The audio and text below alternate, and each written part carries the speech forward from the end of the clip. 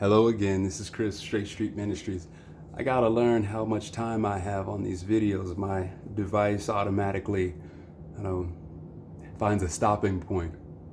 But what I was saying is that we've lost so much. We have things that are upon us that we don't even realize. We are carrying weight and dragging these bricks that we just think it's life, and it's not. It's oppression. And God means for us to be free of that. But we actually have to go about it His way. So, what I'm saying overall is that we do need to understand as young Christians, those of us who are young in the faith, that God has taken us in, and we are first in the infirmary of faith, where He really does take care of everything, and we feel Him, we sense Him, and it's delightful, it's beautiful. But that time does end, and you ought not be discouraged when that period ends, but understand that now we have to get involved with the Lord and His kingdom. We need to get to know Him the way that He demands, the way that He requires. I like to just change the word there, because it's not like he's a total gentleman. He's not gonna, take you by the collar and make you do anything. But He's also not a punk. You're not going to handle God like you want to. You will not manipulate Him. You will not coerce Him or convince Him. His character is solid. So when we want things from Him, we gotta come to Him like He is. And we'll know that by knowing His word. And also, there is an enemy, and whether we take up arms or not, the enemy is coming against us. And God, He requires that we grow, and He will let that bully get a piece of us until we get tired, and then He'll say, "Here's my sword, try this. Try my word and see what happens. Watch them flee from you in 7 directions. And it won't be until you actually do try, you make that effort and become convinced, that then you realize there is power in the word. There is power in the word.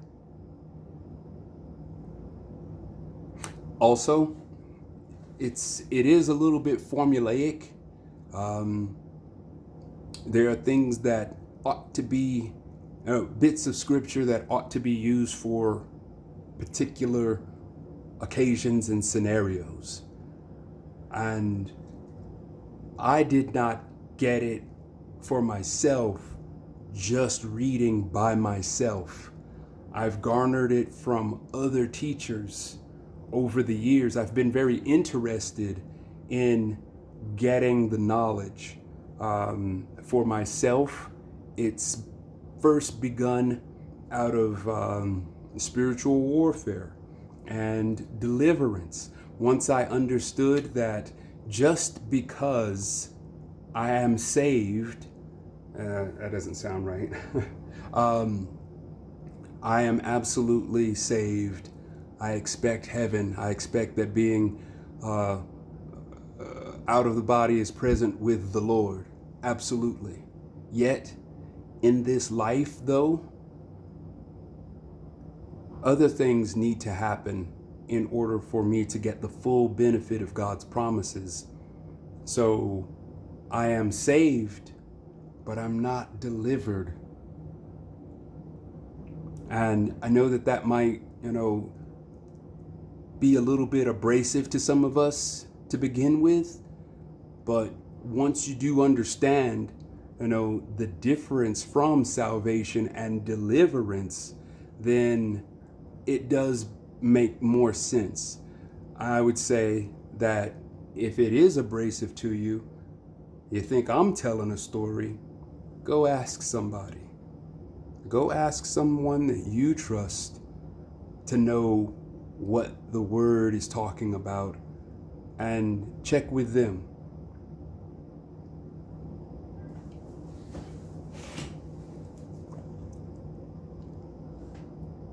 It's probably in reverse, sorry about that. But this is called Bondage Breaker by Neil T. Anderson.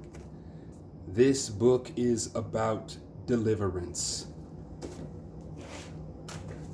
This is a program called Moving Forward, which was a program from the church that I attended.